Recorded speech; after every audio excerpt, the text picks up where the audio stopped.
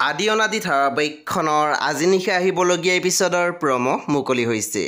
আজিৰ প্ৰমৰ প্ৰথম ভাগত আমি দেখিবলৈ পাইছোঁ দেৱিকাই অমৰক কৈ আছিল, আজিলৈকে মই তোমাক কোনো কথাতে সুখ দিব নোৱাৰিলোঁ, গতিকে আমি একেলগে থাকি কিবা লাভ আছে জানো। তাৰপিছত আমি প্ৰমত দেখিবলৈ পাইছোঁ ৰদালিয়ে কৈ আছিল, মোক তুমি ক'বাৰ দূৰৰ বৰ্ডিং স্কুললৈ পঠিয়াই দিয়া, নহ'লে মোৰ কাৰণে মা আৰু দেউতাৰ ডিভৰ্চ হৈ যাব। তাৰপিছতে আমি প্ৰমত দেখিবলৈ পাইছোঁ অমৰে কৈ আছিল, প্ৰাইভেট স্কুলত পঢ়াবলৈ মোৰ সমৰ্থ নাই আৰু ভাল চৰকাৰী স্কুলত পঢ়িবলৈ তোৰ ভাল মাৰ্কছ। তাৰপিছতে আমি প্ৰমত দেখিবলৈ পাইছোঁ সংগীতাই কৈ আছিল, এইজনে ইমান ইংৰাজী হঠাৎ ক'ৰ পৰা শিকিলে অ'? তেতিয়া নিহাৰিকে মাত দিছিল, মেক্স ফিটছিং। তাৰপিছতে আমি প্ৰমত দেখিবলৈ পাইছোঁ দেৱিকাই কৈ আছিল, ইমান অশান্তি মোৰ আৰু ভাল নলগা হৈ আহিছে।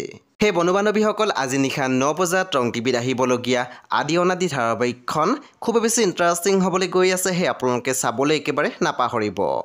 পৰৱৰ্তী আপডেটৰ বাবে আপোনালোকে মোৰ চেনেলটো ছাবস্ক্ৰাইব কৰি কাষত থকা বেল আইকন টিপি দিবলৈ একেবাৰে নাপাহৰিব আৰু প্লিজ আপোনালোকে মোৰ ভিডিঅ' এটা লাইক কৰি দিব।